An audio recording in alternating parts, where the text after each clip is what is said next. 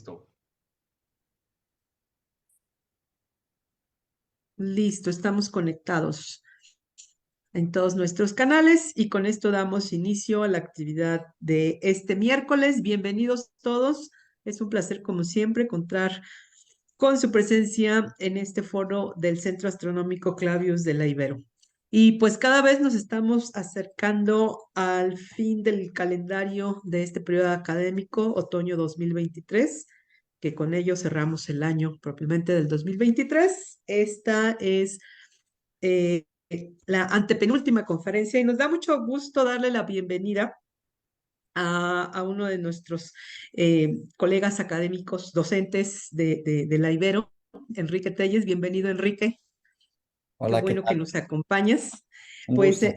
nos da sobre todo doble gusto, además de contar con tu presencia, pues porque el tema es un tema que nos gusta muchísimo. Enrique es conocedor y experto en temas que tienen que ver con la historia de la ciencia y particularmente con temas de la astronomía, que es el tema que nos tiene reunidos cada miércoles. Y bueno, pues sin más, y antes de darte la palabra, Enrique, Gerardo, buenas noches. Muy buenas noches, Lore. Buenas noches, Enrique. Buenas noches a todo el mundo que nos Bueno, acompaña, ya sea por Zoom o por Facebook. Nos da mucho gusto saludarles. Ya, como dice Lore, estamos a un par de conferencias de terminar nuestro año académico y a un par de semanas, un poquito más de un mes de terminar el año solar, el año civil del calendario gregoriano. Y bueno, pues tenemos el honor de que nos acompañe nuestro querido amigo, colega Enrique Telles, de quien les voy a leer una breve semblanza que encontré por acá y les va a sorprender mucho la, eh, la trayectoria académica de Enrique Telles Fabiani, quien es doctor por la Universidad Nacional Autónoma de México. Escuche muy bien, bajo la dirección de Enrique Dussel. Para quienes no conocieron, Enrique Dussel fue un filósofo muy importante de origen argentino. Recientemente falleció hace un par de semanas. Es también Enrique Telles, es también profesor universitario, miembro de la Asociación de Filosofía y Liberación y de la Asociación Filosófica de México. Es miembro del Instituto Nacional de Formación Política, docente del Departamento de Física y Matemáticas de la Universidad Iberoamericana Ciudad de México, historiador de la ciencia y de la astronomía. Enrique, pues muchísimas gracias por estar con nosotros y pues estamos listos para que nos platiques un poco de estos mapas del cielo y de la tierra. Muchas gracias. no, pues muchísimas gracias, Gerardo. De pronto hasta me da un poco de rubor que me presenten de esa manera tan efusiva. Muchas gracias. Y quizás sea muy pomposo además porque mi plática no llega, creo que a ser ponencia, es solo una plática, veámoslo más como una charla de café, sin café aquí a la vista, pero bueno, como una charla por lo pronto. Y es ¿cómo decirlo? Muy general, muy panorámica, solo para lanzar algunos temas y tratar de articularlos, ¿no? No me siento tan especialista, ¿no? Como Gerardo y como Lorena, que ellos sí son especialistas de la astronomía. Conozco algo, me ha fascinado, me fascina, me llena, digamos, de algo muy mágico, ¿no? Cuando uno está viendo los cielos, ¿no? Y demás, pensando todas estas cuestiones atrás de un telescopio, tanto como a cualquiera de ustedes, y en eso soy un aficionado. Entonces, lo que les voy a hablar es un poco varias historias entrecortadas y las vamos a tratar de hilar al final, tratando de concluir cosas que sí pueden cambiar de alguna manera la perspectiva que tenemos, ¿no?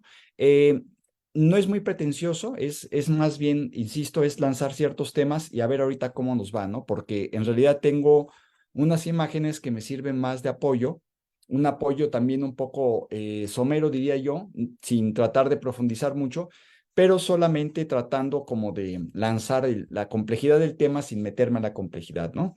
Sí, entonces, sin más, déjenme presentarles estas imágenes. Asumo que se ven, digo, mientras no me digan que no, yo ya estoy viendo la presentación. Entonces, ahí la pongo y La ponencia, bueno, sí se llama Mapas de la Tierra y el Cielo, también suena muy rimbombante, pero es algo muy modesto. Ya verán ustedes. La razón de ello es por lo siguiente, porque miren, eh, toda la vida, y nos ha acompañado esto a lo largo de toda la historia, siempre nos hemos hecho representaciones tanto de la tierra como del cielo, ¿no? Nunca ha habido algo en donde no, o sea, quiero decir, nunca ha habido una civilización, una cultura que no tenga algún tipo de representación. La que pongo aquí, ciertamente, y hasta lo pueden valorar un poco ya como medio telegrafiado, pero ciertamente esto que están viendo ustedes ahorita, pues es una de muchísimas, muchísimas, y yo asumo que en algún momento han visto muchas y siempre que se asoman a cualquier libro o a cualquier documental van a ver muchas más, ¿no? Entonces las tomé algunas al azar para que tampoco fuera tan densa la cantidad de información que van a tener en esta charla, ¿no? Entonces tomé una, esta es ahora es mes del siglo XIV aproximadamente, en donde se trata de representar el cielo, ¿no? Con distintas esferas, ciertamente uno puede ahí ver que es una visión tolemaica todavía del mundo, atendiendo al hecho de que estamos situados en Europa, en un lugar en el centro de Europa, y esto supone que estamos absorbiendo de alguna manera las culturas asiáticas, ¿sí? Pero así como esta, pues hay otras que pueden reconocer. Esto que están viendo ahí es una esfera armilar, ¿sí? En donde se ponen algunas de las coordenadas, digamos, que ya conocemos hoy en día, ¿sí? De el cielo, que son proyecciones desde la Tierra, ¿no? Aunque existía esto desde la antigüedad, en realidad, esto tuvo mayor sentido solo hasta después de lo que llamamos la época de los descubrimientos. Esta figura, y ahorita trataba de hacerme un poco de alguna imagen, pero miren, si ustedes lo ven, esta figura va a aparecer en muchos lugares de Portugal. Y uno se puede preguntar, bueno, ¿por qué es tan importante para Portugal esto? Ah, bueno, lo que pasa es que Portugal es un país chiquitito, es quizá uno de los más chicos comparados con los países occidentales, pero además, digo, claro, alguien me va a salir ahí con algún principado o alguna de estas monarquías chiquititas que además son lavados de dinero. Bueno, claro que hay países diminutos, ¿no? Pero Portugal, digamos que es uno de estos estados-naciones ya más grandes, pero tiene la particularidad de que a lo largo del siglo XV, quizá un poquito más y un poquito después de este siglo, pero sobre todo en el siglo XV, pues le dio la vuelta a todo África y a todo Asia. Entonces, algo que le dio una identidad mundial, digamos, mundial en los términos de aquel entonces y situado en Europa, pues fue justamente los viajes de navegación. Antes de que los españoles se aventuraran a salir por el Atlántico, los portugueses ya habían recorrido un buen cacho de lo que hoy es o lo que son las costas africanas hacia el Índico, y de ahí se llegaban a la India, y todavía un poco después, digamos, hacia el oriente, hacia lo que hoy conocemos como el sureste asiático, ¿sí? Entonces tenían ya una experiencia en navegación. ¿Cómo representaban esto? Bueno, un símbolo propio de ellos es este tipo de esferas armilares, ¿sí? Esta otra imagen que tienen ahí a la vista es de finales del siglo XVI, es de Kepler, ¿no? Y aquí algunos de ustedes seguramente ya lo habrán visto. En realidad, Kepler lo que intentó hacer aquí es representar las distancias, las distintas distancias de planetas conocidos desde el Sol hasta lo que conocía en ese momento, pero lo más importante es que asoció esas distancias con poliedros, y no cualquier poliedro, sino que poliedros regulares. Es una idea platónica antiquísima, ¿sí? Para entonces ya tenía casi 2500 años, ¿no? Más o menos. Y él la recuperó, digamos, en un intento de explicarse lo que en ese momento ya estaba gestándose como lo que hoy conocemos como las leyes de Kepler, ¿sí? Entonces, importante por eso, porque son representaciones, insisto, muy importantes que le han dado la vuelta al mundo, porque se ven como si fuera una sola una sola tradición científica, ¿no? Cuando no lo es, y vamos a ver ahorita otras cositas. Esto es Copérnico un poquito antes, mitad del siglo XVI. Es una de las imágenes quizá más acabadas, más interesantes, porque rompe con un paradigma de 2000 años, ¿no? Que es el tolemaico, que decía que la Tierra estaba en el centro del universo, y él lo que dice es, no, no es la Tierra, es el Sol, y obviamente cambia toda la percepción. Al cambiar esta perspectiva, digamos, desde la cual se mira todo el horizonte, toda la bóveda celeste, desde luego cambia absolutamente todo, ¿no? Entonces, por eso la importancia de Copérnico en la conciencia occidental y diríamos hoy en día, pues en la conciencia mundial, ¿no? Esta imagen me llamó la atención porque es un poquito después de Copérnico, es anterior, digamos, a una fecha muy particular en torno a la cual vamos a estar aquí mencionando varias cosas casi sin mencionarla. Me refiero a finales del siglo XV, ¿sí? Esta es anterior al siglo XV, es una de Feuerbach, que es quizá uno de los textos más leídos de astronomía, y por lo que he visto es algo que me ha saltado mucho ahorita en algún estudio que estamos haciendo justamente Clavius y el Departamento de Física y demás, en torno a uno de los mayores matemáticos de la época. Les platico de él un poco después, pero me ha saltado con que este investigador, este académico, ¿no? de países germanos, un poco más hacia el centro de Europa, es uno de los más citados y de los más rebuscados digamos, en el siglo XV, ¿no? En el siglo XV. Entonces, vean cómo se representaba, eran imágenes relativamente simples. De hecho, esta la obtuve muy rápido ahorita, así en una visita rápida a Google, pero si ustedes ven sus imágenes, son muy simples, pero son quizá el libro de la época más ilustrado. También quizá por eso conjeturo era de los libros más rebuscados, digamos, en términos de explicaciones de movimiento de astros y demás, ¿no? O cuestiones calendáricas y demás, ¿no? Bien, ¿qué pasó entonces? Bueno, lo que pasó fue algo que a lo largo de esta pequeña historia de muy breve, muy apretada, ¿no? Que prácticamente no lo estoy haciendo como historia, sino más bien estoy comentando algunos temas, lo que hicimos fue representarnos ya de manera más objetiva lo que acontecía en la Tierra hacia la bóveda celeste, ¿sí?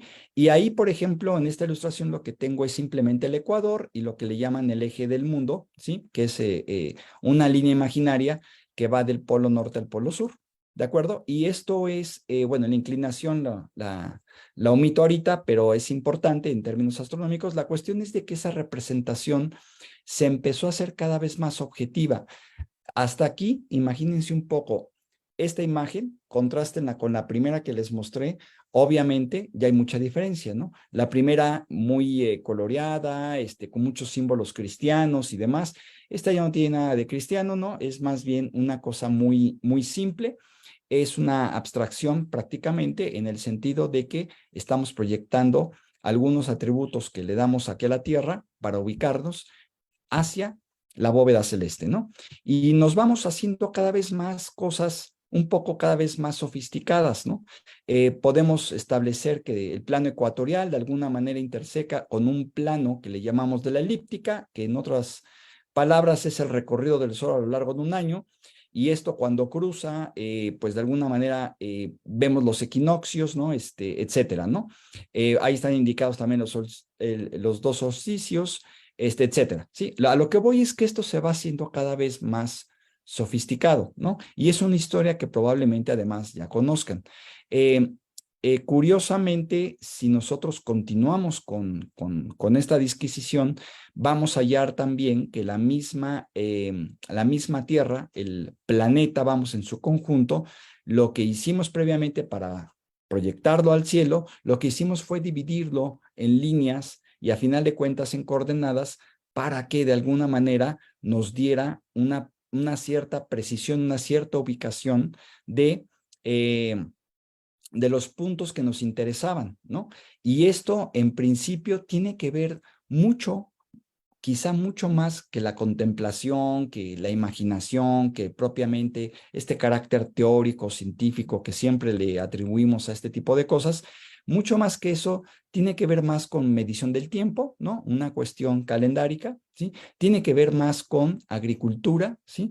O sea, esto desmentiría de alguna manera, o al menos la perspectiva que quisiera que adoptáramos, no es la tradicional, sino más bien es pensar un poquito en que antes de ser contemplativos, antes de ser teóricos, antes de ser sumamente exhaustivos con las cuestiones objetivas de la astronomía y demás, lo que hicimos fue utilizar lo mínimo para poder organizarnos como sociedad, ¿no? Y para eso tuvimos que contar el tiempo, y contar el tiempo implicaba también conocer al Sol, conocer sus movimientos, los de la Luna, y obviamente esta incidencia que tiene el Sol en tanto que hay lugares más calientes que otros, en tanto el movimiento de uno con respecto al otro, es decir, el Sol y la Tierra, y si agregamos la Luna, desde luego aumenta el grado de complejidad y demás, pero con cosas mínimas pudimos en algún otro momento de la historia, ¿no? Muy anterior a este del que estamos hablando,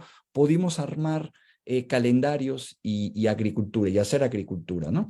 Sí, bueno, al grado de que podemos hacer esto tan sofisticado como queramos. Esto es simplemente otra representación, mucho más de carácter, diríamos hoy, científico, que las primeras que ponía, ¿no? Las primeras tenían siempre un carácter o un aspecto muy fuerte, subjetivo, que de alguna manera implicaba creencias muy subjetivas, eh, intentando explicar cosas que necesitaban otros aspectos más bien objetivos, ¿sí? Entiéndase un poco de esa manera para que después se entienda alguna otra cuestión de la que voy a hablar, ¿sí? Pero bueno, la cosa es que esto se empieza a hacer cada vez más sofisticado, ¿no? Y en el momento que de alguna manera llegamos a un culmen, ¿no? De lo sofisticado, de la mirada que teníamos o con que evaluábamos todo el cielo, y aquí estoy aludiendo un poco a la cuestión de los telescopios, ¿no? Pero cuando llegábamos ya a ese momento, de pronto nos dimos cuenta de otras cosas, ¿no? Que las explicaciones en principio requerían de mucho más teoría, pero también tienen o nunca han dejado de tener un carácter subjetivo que justamente es del que quiero hablar, ¿sí? Bien, hasta aquí un poquito esta cuestión para ir viendo que esto es de alguna manera una representación del cielo, ¿no?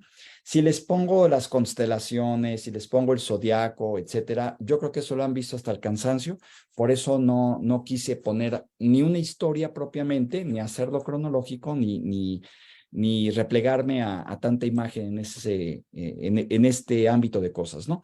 Bien, lo que quisiera es ahora cambiar un poco la marcha, digamos, de la exposición, y lo que quiero hacerles ver es una historia muy curiosa. Perdón, esto, a ver, ahí, la cita. La cita, ubíquense un poquito, la cita que estoy poniendo aquí es de Antonio de Mendoza. Fue uno de los primeros virreyes, de hecho es el primer virrey que tuvimos en Nueva España. O sea, después de las primeras dos audiencias que constituyó e instituyó Hernán Cortés, bueno, sigue una serie de movimientos administrativos, se instala el virreinato, y de pronto hay esta cita que rescaté de crónicas del siglo XIX, ¿sí? Que de alguna manera están tratando de recoger esta cita, vamos, que tiene que ver con la medición de lo que son los meridianos. Para entonces, en la conciencia de Occidente, muy complicados de medir, muy complicados, y aquí más o menos nos da, a ver si alcanzan a ver el cursor, quizá debería de apuntar algo aquí, déjenme ver si me deja. Nos da una señalización aquí, sí, espero que se vea lo rayado que estoy poniendo, nos dice más o menos que al menos hasta Toledo, hasta la ciudad de Toledo en España, hay aproximadamente 8 horas y fracción, ¿no? 2 minutos, 34 segundos, ¿no? Hay aproximadamente un poquito más de 8 horas, ¿sí? Que está muy cerca, está muy cerca del valor establecido hasta el día de hoy. Y estamos en 1541. Ahora, la pregunta es, ¿qué valor o de alguna manera qué tan importante podría ser esta cita? Bueno, pues ni más ni menos, que es muy importante porque en el contexto de donde se saca esta cita, hay una cosa muy curiosa. El rey, para entonces, vean la fecha, todavía no sabe con precisión dónde están sus reinos. Es decir, el rey, que nunca salió de España, por cierto, y bueno, o en todo caso nunca vino a América, ¿no? Ninguno de los reyes en 300 años, ¿no? No sabían dónde estaba su reino y particularmente lo que es hoy la Ciudad de México. ¿Por qué la importancia? Porque justamente fue uno de los primeros lugares conquistados, ¿no? Ya ciudades grandes, desde luego 20 años antes ya estaba pacificado lo que se llamaban las Antillas, ¿sí? O lo que se siguen llamando las Antillas y algunos otros lugares, ¿no? Pero las grandes capitales son casi simultáneas y en ese sentido, aproximadamente en estos años 40 del siglo XVI, ya se establecen como capitales propiamente de virreinatos, ¿sí? Con distintas entidades administrativas a lo largo y ancho de estas dos grandísimas región de América, ¿sí? Pero lo curioso es que no saben exactamente dónde está. Entonces, es la cita más vieja que tengo, o sea, me refiero a el primer registro que tengo de la capital novohispana, ¿sí? Lo curioso del asunto es que no solamente a Antonio de Mendoza se le ocurrió medirlo, que ahí habría que ver si realmente él lo hizo o alguien más lo hizo, y en todo caso quién, ¿no? Y cómo lo hizo para determinar este dato. Lo curioso fue que a lo largo de 300 años todavía siguieron midiéndolo y por ahí hasta que llega en torno a 1800 Humboldt, y Humboldt curiosamente lo mide con mayor error que el que mide Antonio de Mendoza, junto con otros más, ¿no? Pero Humboldt es de los resultados más erróneos que tenemos, y eso que fueron 300 años después, ¿no? El dato es curioso y llama la atención por lo que les voy a decir casi al final, ¿no? Pero bueno, la historia de México tiene esa particularidad. Me voy a pasar del mundo, bueno, ya me pasé, vamos, ya di el salto del mundo europeo a una realidad mexicana muy propia, ¿sí? No por ser chauvinista, ni nacionalista, ni nada, sino simplemente porque hay una cosa muy curiosa. La capital es una cosa, pero bueno, vean ustedes más o menos esta línea del tiempo y vean ustedes cómo estaba constituido lo que hoy llamamos Norteamérica, perdón. Norteamérica, pensando que Norteamérica son esencialmente los tres países que conocemos aquí, o sea, México, Estados Unidos y Canadá, pero vean ustedes cómo estaba constituido en principio, ¿sí? Había cachos, por decirlo de esta manera, que eran básicamente españoles y británicos, ¿sí? Vean más o menos la fecha. Esto es un poquito antes de la Revolución Norteamericana. Después de la Revolución Norteamericana, empieza a haber presencia de lo que fue propiamente ya, o lo que se le llamó las 13 colonias, ¿no? Que ya propiamente Estados Unidos, y hay presencia de otros países o de otras realidades autónomas, como en el caso de Vermont, etcétera, ¿no? Hay un cachito de Rusia hasta arriba, no sé si lo alcancen a ver, lo señalo aquí con el cursor, me refiero a este que está acá, ¿sí? Rusia, de alguna manera, tiene posesiones en América, ¿sí? Paso el tiempo porque esto es un poco largo. Rusia tiene más posesiones, perdón, en América, ¿sí? Se van haciendo combinaciones donde no es muy clara las fronteras, sobre todo en esta parte que es el noroeste de lo que hoy sería Estados Unidos y todavía un cachito de Canadá, ¿sí? Se van uniendo, digamos, algunas realidades autonómicas o con pretensión de autonomía a lo que era Estados Unidos en un principio, ¿sí?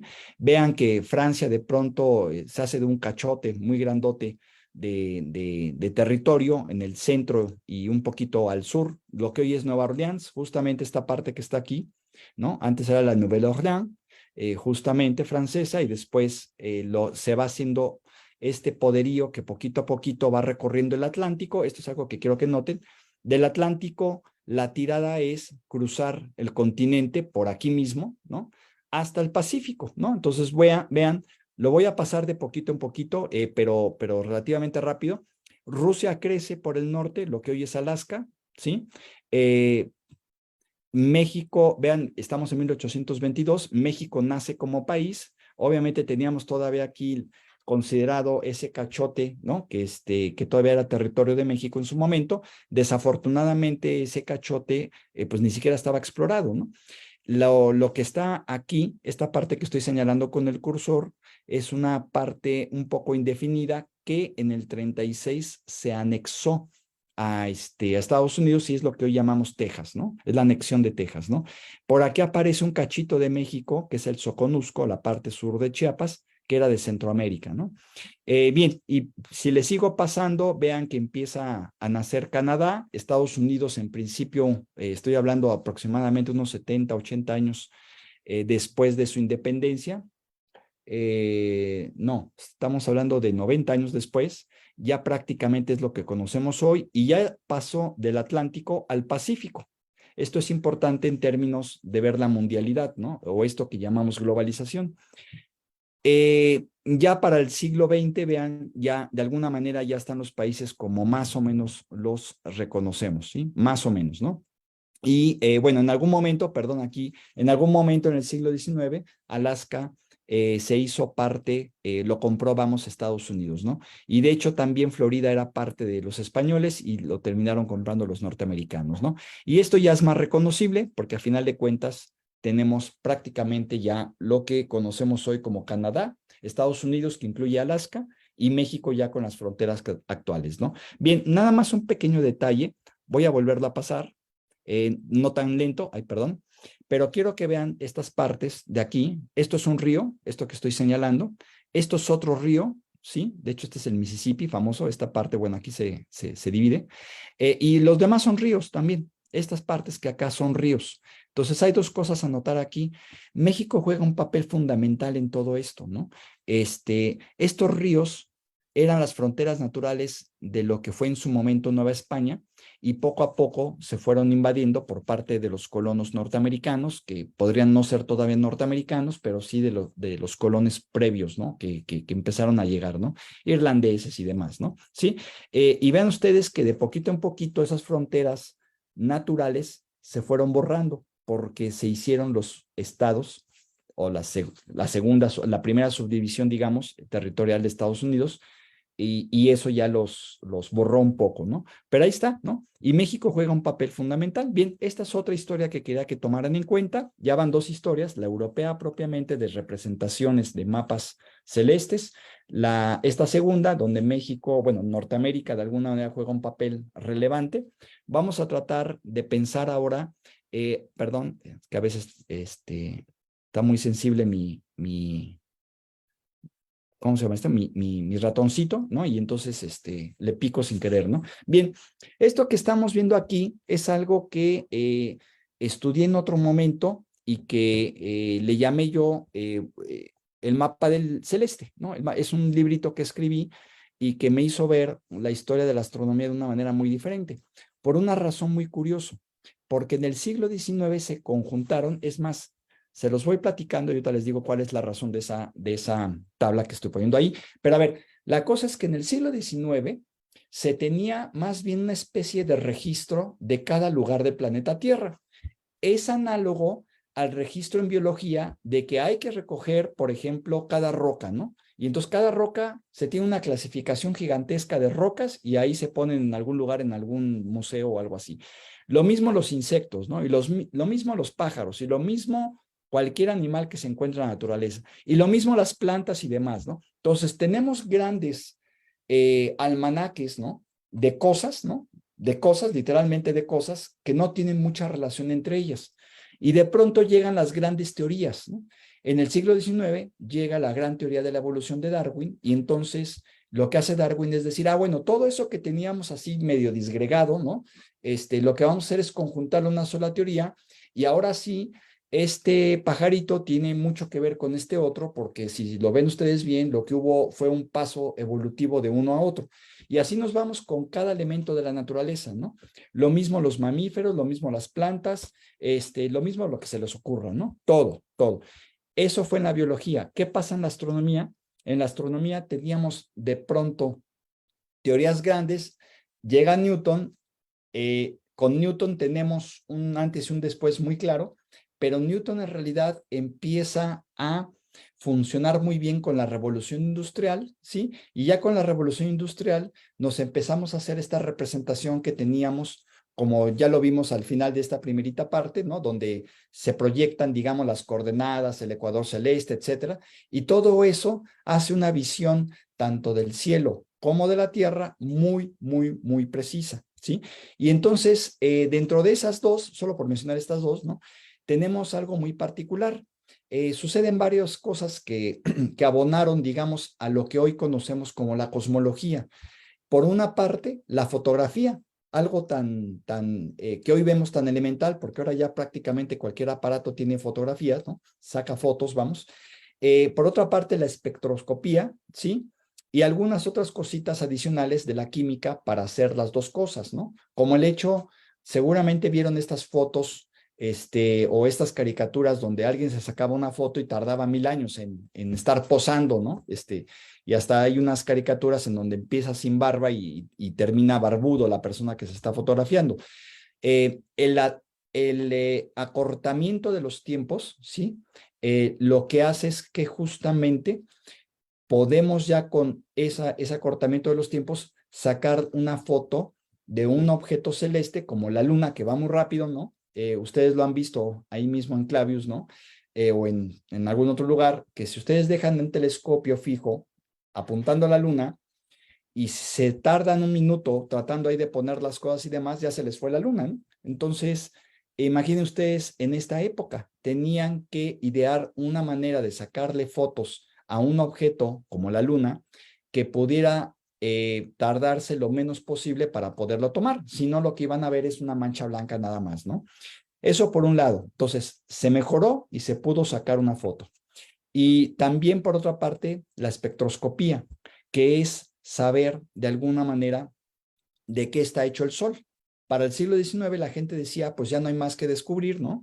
Y cuando realmente llegaban las grandes teorías, ¿no? Después a finales, la relatividad y demás, ¿no? Pero, pero hay una muy importante que es una cuestión técnica, que es la espectrometría, que es simplemente tomar un rayito del Sol, pasarlo por un prisma, pasarlo por un gas y analizarlo.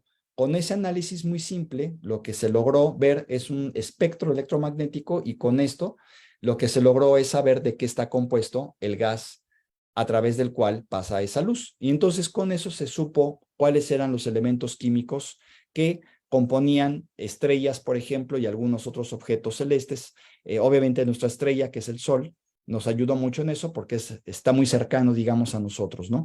Entonces, con estos elementos, ¿a qué llegamos? Bueno, pues México llegó a fotografiar la luna en 1887 y se fotografió a tal grado también, tan nítida, que con la intervención francesa, miren qué cosas, una cuestión política y una cuestión meramente técnica metidos en un laboratorio,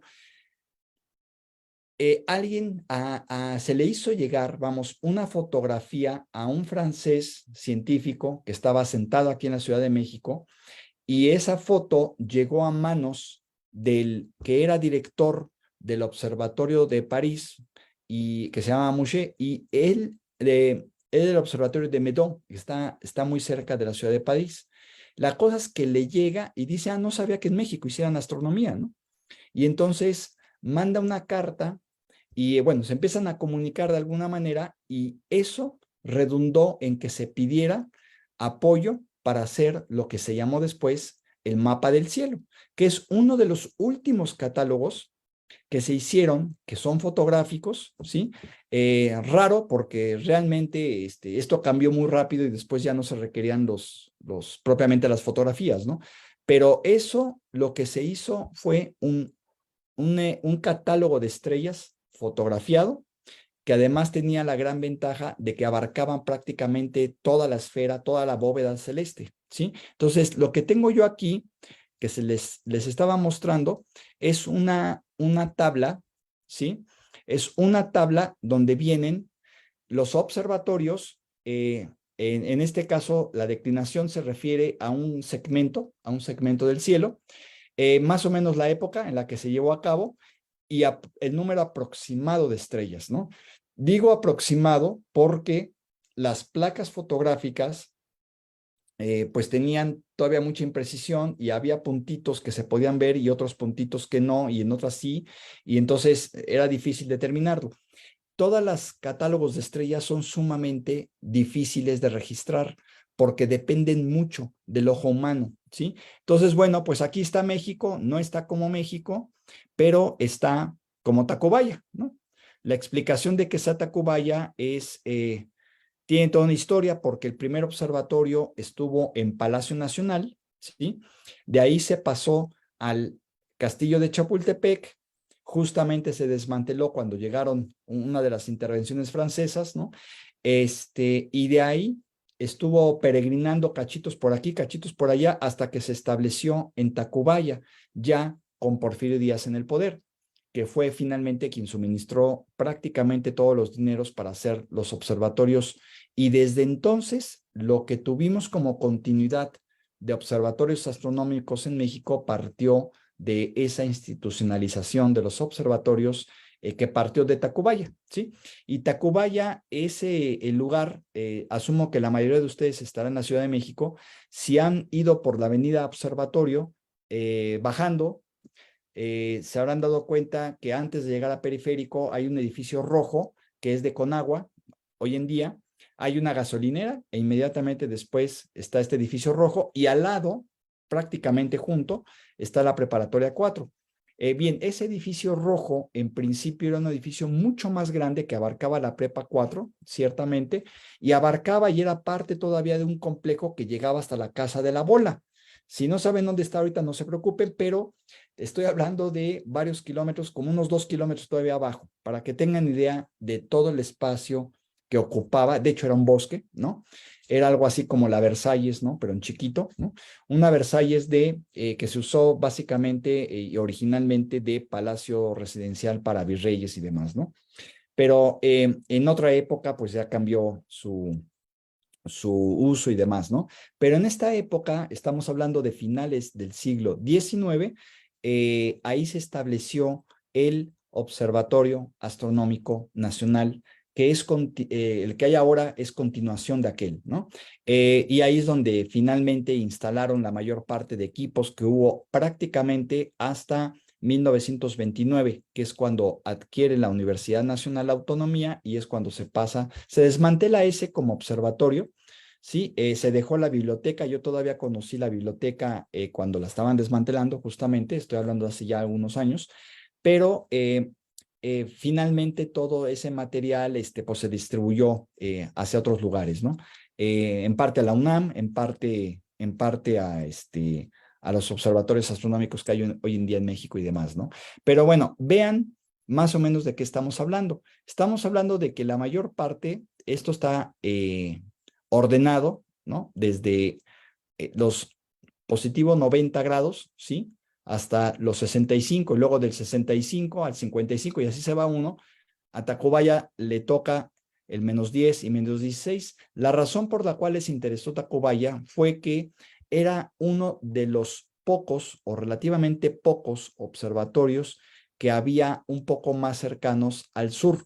Si pensamos que Europa está muy al norte, pues México tenía esa ventaja, digamos, ¿no? Ventaja comparativa porque había muy pocos en América Latina donde había presencia europea. Sin embargo, por ejemplo, en otros lugares en Asia o inclusive en África, bueno, en África prácticamente no existían, hasta Ciudad del Cabo, quizá uno de aquí, quizá en Sudáfrica, había cosas muy raras, ¿no? En Perú había un observatorio que de hecho era administrado por Harvard, ¿no? El de Arequipa, etcétera, etcétera, ¿no? O sea, hay cosas así medio raras, pero el de Tacubaya era totalmente autónomo, estaba financiado totalmente por el Estado, ¿sí? Casi todos son parte de la burocracia estatal en ese momento, ¿sí? Y de alguna manera, pues tenía la ventaja comparativa de que estando más hacia el sur, pues podía ser interesante para fotografiar una parte del sur, ¿no? En fin, y vean ustedes que Sydney, Melbourne, Perth son un solo país hoy, ¿no? Que es Australia, Córdoba es Argentina, ¿sí? En fin, no fue fácil establecer observatorios en el sur. Por eso la gran ventaja de Tacubaya ya en su momento, ¿sí? Bien, esto es para hacer ver lo importante que pudo ser en este momento y en el momento en donde México perdía territorio, justamente se hizo de buenos astrónomos porque quien hacía la astronomía antes eran los militares, ¿no? En fin, esa es otra historia. Ahora, me voy a regresar a Europa. Me voy a regresar un poquito a Europa. Necesito mucho ojo de ustedes aquí, porque va a ser un poco difícil ver algunos de los lugares que quisiera que notáramos. Este mapa tiene su importancia en el año, vean, es de 1504, ¿sí? Pero vean ustedes la precisión que tiene para el mundo europeo. Esto es Europa, no sé si alcanzan a ver mi cursor, pero estoy señalando Europa, espero que lo lleguen a notar. Esto es España, ¿sí? Aquí está Italia, la bota de Italia, ¿ok? Esto es el Mediterráneo, toda esta parte de acá. Esto es el norte de África, ¿ok? En este momento de la historia, pues pasan muchas cosas, ¿no? Una de ellas es esto que llamamos descubrimiento, y en este mapa, vean, aquí no aparece América para nada, no aparece todavía. Y además hubo, digamos, dos grandes cuestiones en la cuestión de la navegación, vamos, hubo dos grandes aportaciones. Una es poner estos puntos que estoy señalando, sí, bueno, los voy a señalar en color rojo, estos puntos que son puntos de referencia para que de alguna manera se puedan medir las distancias náuticas, ¿sí? Son muy diferentes a medir simplemente coordenadas en espacios, ¿no? Y no necesariamente coinciden, digamos, ¿no? Una cosa con la otra. ¿Por qué? Pues simplemente porque no es lo mismo estar en el mar que en la tierra, ¿no? ¿Sí? Pero a lo que voy es que las distancias y todo eso tiene un sistema de unidades muy complejo y muy difícil, ¿no? Bueno, generalmente no lo usamos nosotros y por eso se nos hace muy ajeno, ¿no? Pero bueno, importante porque hay eso y algo que le llaman también el padrón real, que es hacer los mapas con un cierto formato. Todo eso no existía previo o empezaba apenas a existir. Quizá por eso los portugueses tenían la ventaja en cuestión de mapas. Los portugueses, señalo Portugal y esta parte de Italia, ¿no? De hecho, un tal Cristóbal Colón, ¿no? Justamente no era español, ¿no? Era genovés, bueno, Génova está de este lado, ¿sí? Pero era genovés, pero de alguna manera lo curioso fue que podríamos pensar que los mapas llegaban por acá y de aquí se pasaban para acá, ¿no? Y de aquí, pues bueno, hacían todo este recorrido por África y llegaban hasta el sureste asiático, ¿no? Entonces, hay ciertas cosas que no nos checan. Vean, por ejemplo, este mapa solo tiene Europa y África, ¿no? Bien, me voy un poquito más rápido. Este es uno muy interesante porque es de 1500 y aquí en principio ya tiene América. Entonces me van a decir, ¿y dónde rayos está América aquí? Bueno, es muy difícil de reconocer. Vamos a ver, lo voy a voltear, ¿sí? Y a ver si podemos reconocer América. Esta parte de acá es Europa, lo voy a señalar más o menos, ¿sí? Esta parte de acá es Europa, ¿ok? Esto es África, ¿sí? Y esto es América. Esta parte verde que estoy señalando con el cursor es América. Pero vean ustedes que es uno de los primeros mapas que tiene América. Esta parte de acá arriba sería, digamos, el norte, lo que sería el norte atlántico de Canadá. Esta parte por acá sería lo que sería el Golfo de México, ¿sí? Sin embargo, aquí no está todavía la península de Florida, ¿sí? Lo que sí está es una o dos islas ya prácticamente de Antillas, ¿sí? Y está esta parte de Brasil. Por eso necesitaba mucho ojo de parte de ustedes, ¿no? Esto está situado, justamente este punto de referencia está situado justamente en el Atlántico, ¿no? En una distancia tal que permite medir justamente, ¿no? Pero vean ustedes que de 1500 aproximadamente a la primera década, ¿no?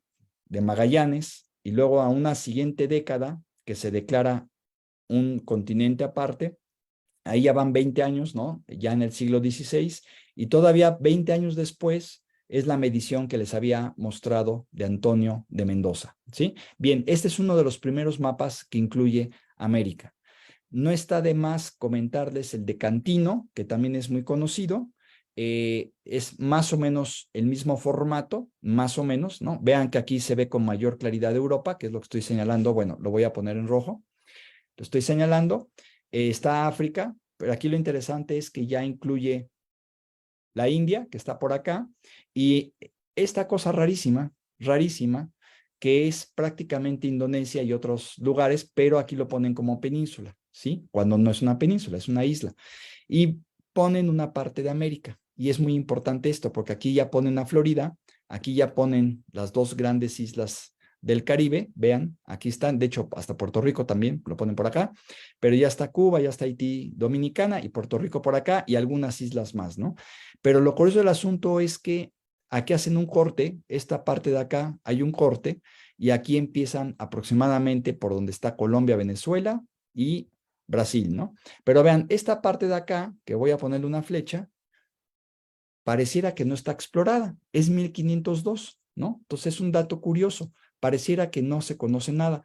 Cuando yo veía de niño estos mapas, yo decía, bueno, ¿qué pasó ahí con México, no? O sea, yo que vivo en México, pues no entiendo por qué no lo ponen, ¿no? Bueno, ya después uno se explica por qué, ¿no? Las cosas raras de estos mapas, ¿no? Hay un mapa que es el de Caverio, que también tiene más o menos ya el formato que se pide, el padrón real y demás, y tiene estas referencias. Vean que aquí hay más a lo largo de toda esta ruta hacia el sur, ¿sí? Aquí con mucha claridad se ve África, Europa, por acá arriba, lo voy a poner aquí, ¿sí? Y se ve igual también una parte, y es muy parecido, de hecho, al de Cantino, ¿no? De hecho, uno tiene que ver con el otro, ¿no? Es muy, muy similar al de Cantino y es más o menos de la época. Este que ya conocen ustedes seguramente, seguro lo han visto, es el de Watzemuller, ¿no? Que es de 1507 y pasa algo muy similar. En primero vean la proyección es todo un tema, que ahorita voy a hablar de eso, pero vean, aquí está Europa, aquí está la costa africana, de la que hemos estado hablando desde el principio, y América, me voy a pasar a América, porque vean que aquí están las islas grandes del Caribe, ¿sí? Y aquí ya señala un punto, al menos que parece que medio hace conexión. No sabemos exactamente si ese punto es, por ejemplo, lo que hoy conocemos como el Canal de Panamá. A mí se me haría muy raro. Claramente no hay una exploración, al menos si juzgo exclusivamente el mapa, veo que no hay una exploración aquí, ¿sí? Está una parte de México y está una parte ya de lo que sería Colombia, ¿no? Pero vean que justo aquí hay una parte que no está descrita en el mapa, ¿sí? Y si algún lugar estrecho hay antes de Panamá, sería el Istmo de Rivas, ¿no? Que está en lo que hoy es Nicaragua. Y otro, el que tenemos en México, que es el de Tehuantepec, ¿no? Son esos tres istmos, no hay más, ¿no? Y el más estrecho es el de Rivas, son solo 20 kilómetros, ¿no? Y porque hay dos grandes lagos en Nicaragua, ¿no? Bien, en la época de Magallanes, les decía, pasa también una cosa curiosa, ¿no? Esta es toda la ruta. Aquí la cuestión es que en esta parte de acá abajo, ¿no? Magallanes no llegó hasta abajo, sino que llegó por esto que llaman el estrecho, ¿no? ¿Cómo sabía que era un estrecho? Pues dato curioso, ¿no? No sabemos cómo sabía que era un estrecho, pero se metió y la cosa es que salió por el Pacífico y pudo lograr esto que llaman la gran hazaña de la circunnavegación, ¿no? Entonces son cosas raras de la historia que alguna vez hay que platicar, este podría ser un buen momento, pero tenemos muchos huecos en la historia, ¿no? ¿Sí? Este otro mapa, un poco posterior, pero vean ustedes, digo, poco posterior, quiero decir 20 años después, vean ustedes que aquí ya incluye esta parte de México que no estaba y la parte de Centroamérica que tampoco estaba, ¿no? Inclusive se logra ver aquí Yucatán, ¿no? Se logra ver una parte de Centroamérica, que sería esta parte pequeña, ¿no? Sí, pero ya se llega a ver algo por lo menos, ¿no? Se ve que ya es una sola unidad geográfica y que no está partido en dos, ¿no? Eso ya es un logro en los mapas. ¿Por qué tanta precisión? Bueno, pues es la misma pregunta, ¿dónde están mis imperios? ¿No? Se pudo haber preguntado el rey porque no sabemos ni cómo son, ni dónde están, ni nada, ¿no? Bien, este es de Mercator, en realidad es un mapa que a mí ya no me gusta, pero más que mi gusto, quiero que vean que Mercator empieza a hacer una trampa, que es la trampa de la proyección. En primera, vean ustedes dónde está el Ecuador. El Ecuador es esta línea aproximadamente que está acá, pero está muy mal hecha porque el Ecuador que conocemos nosotros en América está por acá, no coincide con el Ecuador de África y de hecho de ningún otro lugar. Y además vean, empieza a ser muy grande. Nada más vean esta península gigantesca, la península escandinava, y Europa empieza a ser tan grande como África. De manera que también vean toda la parte de Estados Unidos y Canadá, empieza a ser sumamente grande. Inclusive México, ¿no? Todavía lo pinta muy grande, ¿no? En fin, vean que empieza a hacer unas deformaciones muy raras, ¿no? Aquí hay algo que nos dice algo de la proyección, ahorita vamos a hablar de ese tema, ¿no? Ortelius también, Ortelius y Mercator son los dos grandes paradigmas de Europa para los mapas. Vean que aquí se respeta en parte el Ecuador, es esta línea que estoy marcando también en rojo, ¿sí? La voy a marcar un poquito más para que se note, pero vean que ya está muy deforme esta parte de Norteamérica y esta parte de Europa. Y además, vean qué curioso, Europa aquí se pinta más grande que la India, ¿no? Y pues no, no es así. África empieza a hacerse cada vez más pequeño, ¿no? Y vean la Antártica, pues es gigantesca, ¿no? O sea, empieza a haber una serie de deformaciones que son las que nosotros tenemos casi ya de cajón, ¿no? Ahora, ocurrió algo muy curioso. Esta historia no es una historia exhaustiva de mapas, desde luego, pero esta historia del occidente se topó con este mapa, que es un mapa que encontraron en Estambul a principios del siglo XIX, cuando estaban haciendo un museo de un palacio que es muy similar en tamaño al de Versalles. Lo digo porque quizás sea más difícil que conozcan este otro. Pero también muy lujoso y demás, ¿no? La cosa es que encuentran este mapa, y es un mapa de un marinero, Piri Reis, que en esta fecha, ¿no? Y hay datos que lo corroboran, desde luego, ya pone algo un poco más sofisticado que los mapas de la misma época que les acabo de enseñar. Veamos, acá está Europa, esto es España, esto es África, ¿sí? Y vean ustedes qué pasa acá con América. Está muy plano, pero lo curioso es que ya tiene prácticamente toda la costa sin rupturas, como lo veíamos antes. Y otra cosa curiosa, perdón, y otra cosa curiosa es que tiene esto, no hay una parte que rompa, digamos, lo que sería la parte sur de Sudamérica con la Antártida, ¿no? La tienen toda junta. Es esto que estoy señalando yo acá abajo. Pero hay cosas muy curiosas, ¿no? Una de ellas es esta parte central de aquí, ¿no? Otra es, vean esta isla cómo la pone. Cuando llega Cristóbal Colón, pues él cree que es Asia y lo primero que hace al llegar a lo que llamamos, o que se llamó en su momento la isla española, es pensar que justamente es Japón, ¿no? A ver, me voy a regresar tantito, esta cosa espantosa que tenían acá, todavía en este de Waldseemüller, vean, está esta peninsulota gigantesca acá en Asia, que no existe obviamente.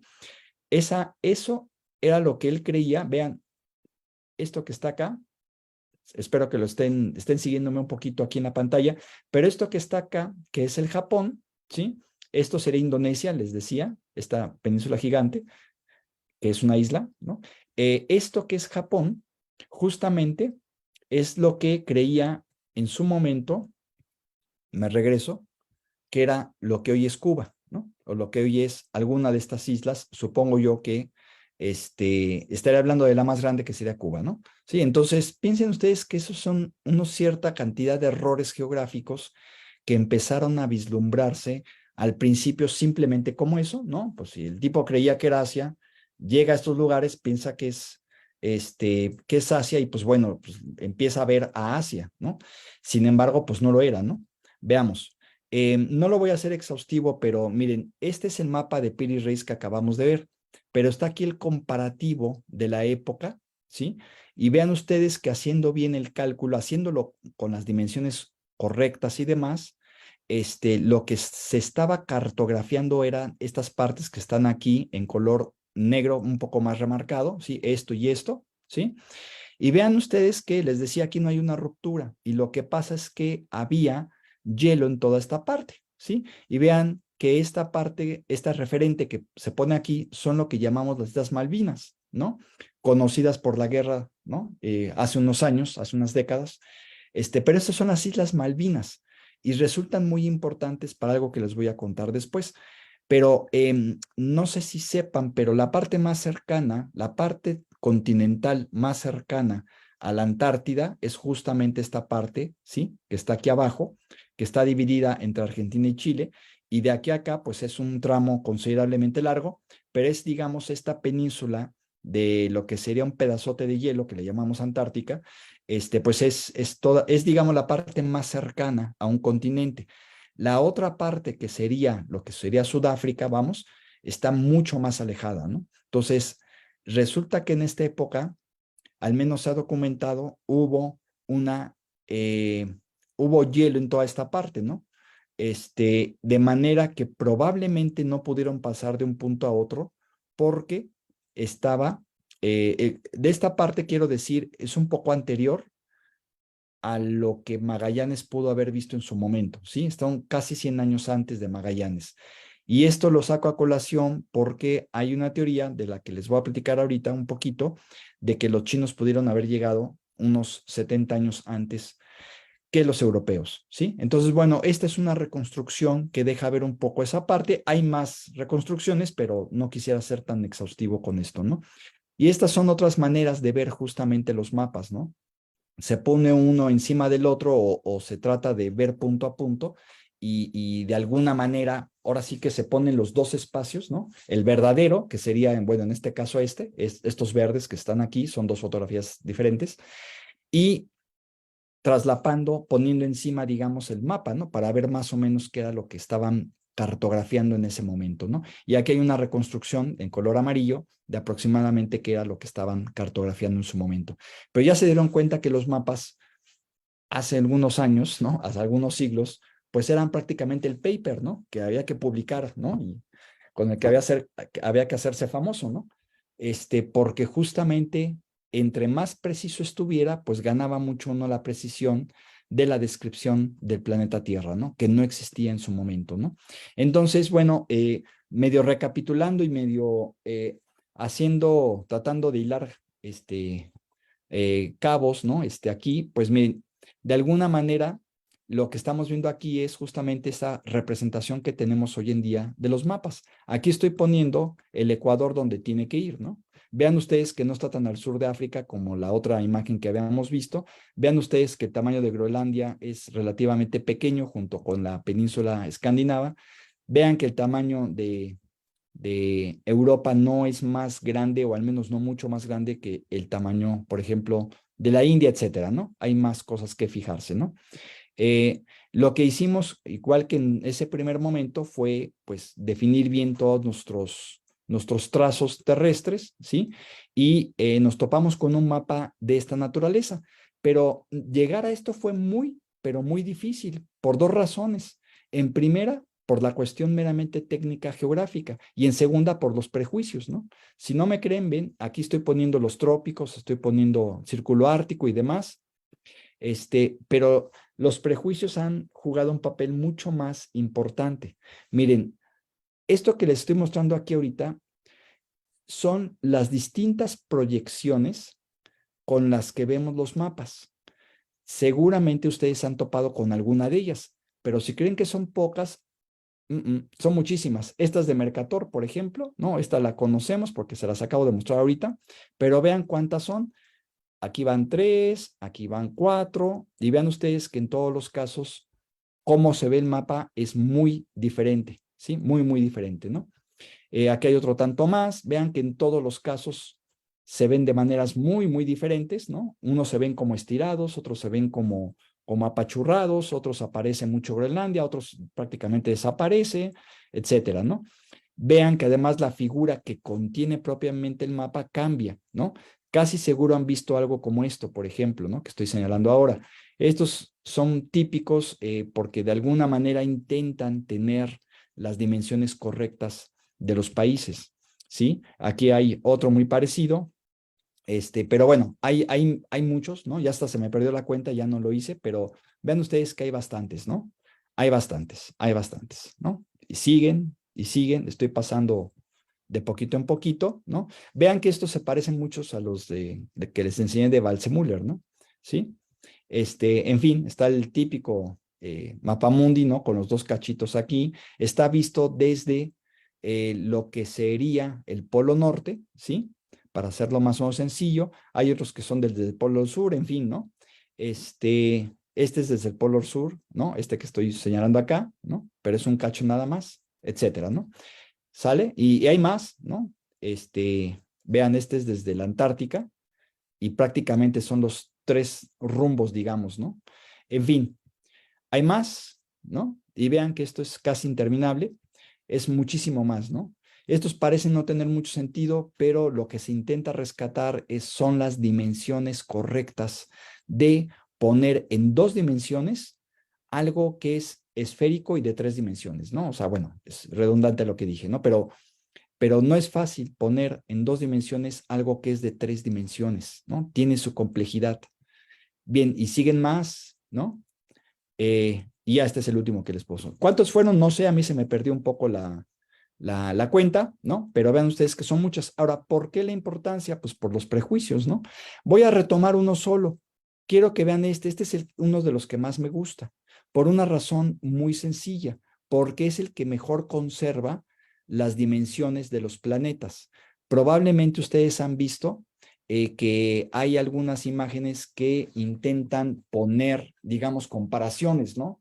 Península, como le decíamos hace ratito, la península escandinava junto con la India, Groenlandia con México, por ejemplo, etcétera, ¿no? Y vean que esto, pues, conserva de alguna manera las dimensiones, ¿no? Y aquí sí, si yo quiero poner Europa, ¿no? En África, pues me doy cuenta que África es mucho más grande y no al revés, ¿no? Lo mismo pasa, por ejemplo, con México, ¿no? España, por ejemplo, cabe como unas 3 veces en México, 2 veces y media, una cosa así, ¿no? Entonces, para que tengan las dimensiones más o menos correctas. Vean además que aquí el Ecuador, ¿sí? El Ecuador está prácticamente donde tiene que estar. ¿Dónde es? Pues a la mitad del mapa, ¿no? ¿Sí? Ahí está el Ecuador, ¿sí? Los trópicos, en fin, está más o menos ordenado, ¿no? Y todavía nos falta un prejuicio más, nos faltan 2 prejuicios más. Uno que tiene que ver con el hecho de que, pues, no hay nada que nos diga que, en primera, las dimensiones sean estas, ¿no? Salvo una imagen de satélite, ¿no? Eso sería quizá lo más importante, ¿no? La otra es que, pues, aquí no nos dicen por qué tiene que estar el norte de este lado, ¿no? En esta parte y el sur de esta parte, ¿no? No hay nada que nos diga, eh, eh, no hay nada que nos diga justamente eso, ¿no? Entonces, si yo lo volteo, vean ustedes que no estamos muy acostumbrados a verlo, pero en algunas escuelas, y de alguna manera algunos de nosotros promovemos esto, es que nos acostumbremos a ver el mapa al revés también. ¿Por qué? Porque justo esto que llamamos norte global fue la que empezó a hacer los mapas, pero también fue la colonizadora y por eso empezó a deformar todo el espacio geográfico, al grado de que somos eurocéntricos, ¿no? Como ideología, ¿no? Somos sumamente eurocéntricos con casi todo lo que hacemos. Culturalmente somos eurocéntricos, ¿no? Entonces, si lo volteamos de alguna manera, empezamos de alguna manera, solo de alguna manera, a ver las cosas de otra manera, ¿no? ¿Sí? Es decir, cambiamos la perspectiva del mundo. Bien, para ir terminando, quiero mostrarles este mapa que no tiene mucho chiste en una cuestión, digamos, de descripción cartográfica, pero les quería mostrar este mapa por una situación muy, muy chistosa.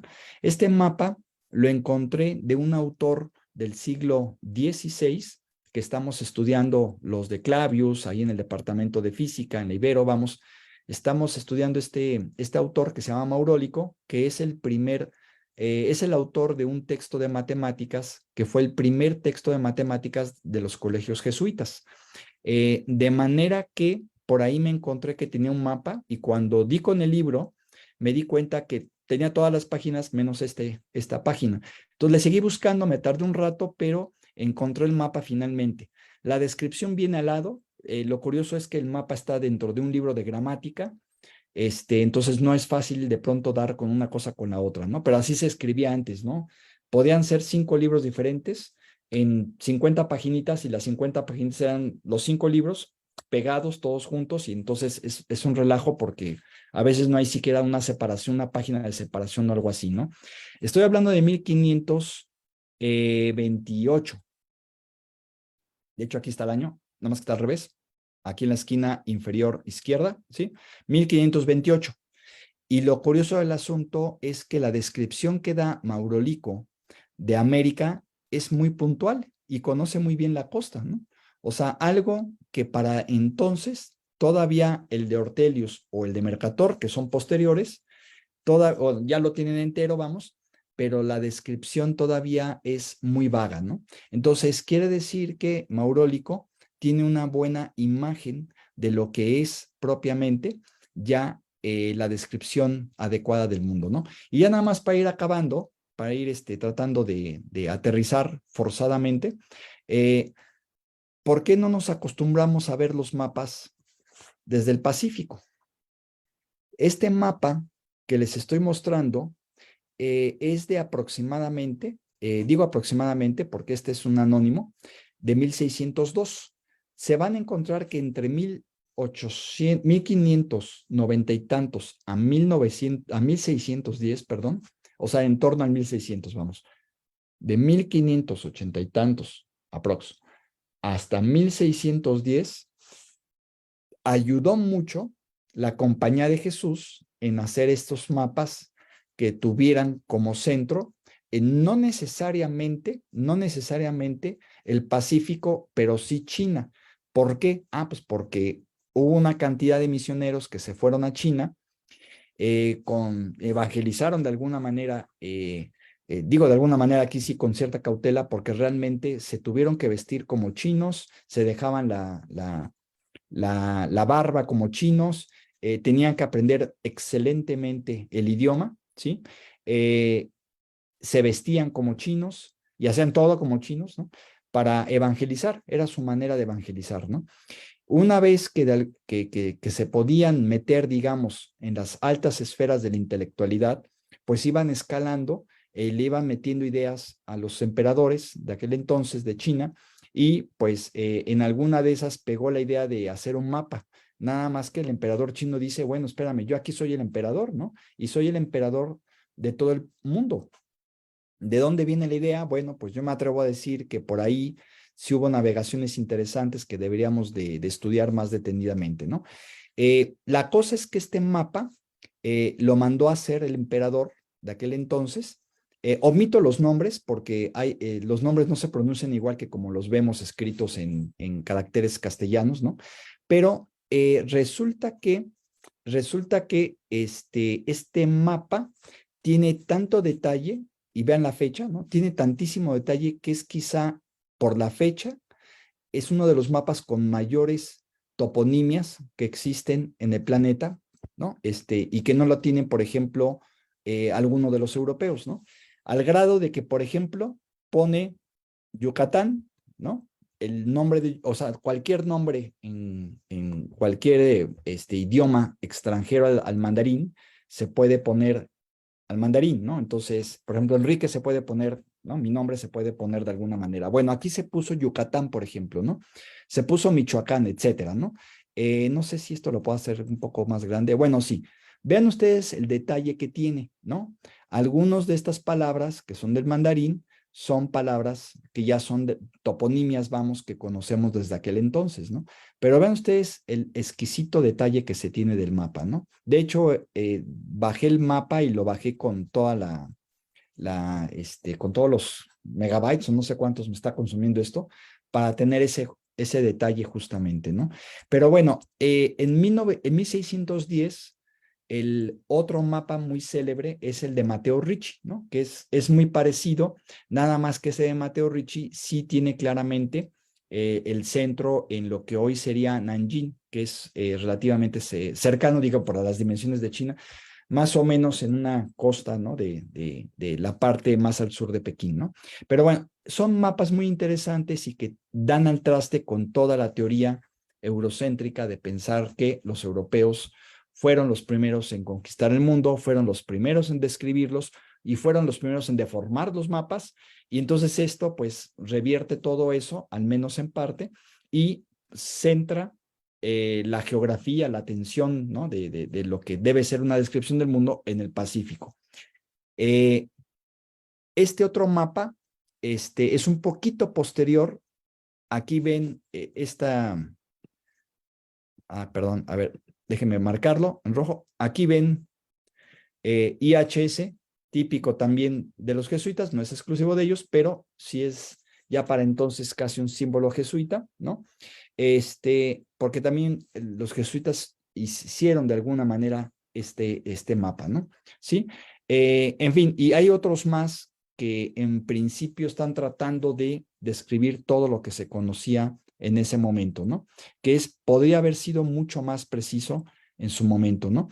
Y ya nada más para terminar, este mapa, que lo pongo a manera de provocación, quizá a ustedes no les diga mucho, pero los nombres que vienen aquí en la descripción, en la parte inferior izquierda, son los nombres de los navegantes que estuvieron a cargo de flotas, ¿sí? Que se les llamó los viajes de las flotas del tesoro, de viajes que hicieron los chinos aproximadamente en estos años, 1421 a 1423, ¿sí?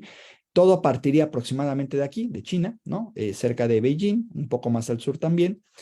Hay rutas que solamente abarcan esta parte, digamos, que es la misma que hacían los portugueses, ¿no? Esto no sería extraño. Es más, los reto a que vean la Wikipedia. En la Wikipedia ustedes ponen estos nombres. Ayer lo estaba viendo y me llamó la atención, pero en la Wikipedia ponen estos nombres y les van a decir que las rutas, todas las rutas son asiáticas, en el mejor de los casos africanas. Y ninguna, dice Wikipedia, ninguna llegó a América. Sin embargo, bueno, es un poco provocativo, les decía, porque pues sería de la idea de que no hay manera de hacer mapas en Europa como los estuvimos viendo ahorita, o en algún lugar, ¿no? Como el de Piri Reis, ¿no? Que es de esta parte del mundo donde estoy señalando ahorita, ¿no? Esto es Estambul, ¿no? Bueno, es Turquía, Estambul es esta parte que une los dos continentes. Eh, no habría mapas, no habría posibilidad de hacer esos mapas si no fuera con un conocimiento previo en muchos de sus aspectos, ¿sí? Por eso me atrevo a decir que los chinos efectivamente tuvieron que haber llegado a, y si no fueron los chinos, fueron otros, ¿no? Pero tuvieron que haber llegado antes, y hay suficientes evidencias, creo yo, digo, no me asumo como el gran experto, pero hay suficientes evidencias para pensar que efectivamente se pudo haber conocido al menos una parte de América, ¿no? En fin, de aquí podríamos hablar mucho de evidencias que yo mismo ahora sí que evidenciado de alguna manera, porque son piezas de museo en algunos lugares de Sudamérica y demás, pero para que tengan idea, de hecho creo que es mi última diapositiva, sí, para que tengan idea, a ver, nada más quiero señalar, aquí están las Islas Malvinas, ¿sí? Las Falkland Islands, y aquí está Groenlandia, ¿no? Si ustedes ven más o menos aquí, si trazan una línea recta, se van a dar cuenta de que esto es aproximadamente un meridiano, ¿sí? Hay por ahí un testimonio de cómo le pudieron haber hecho los chinos para medir ese meridiano. Estamos hablando de 100 siglos antes, cuando era dificilísimo medir un meridiano, ¿sí?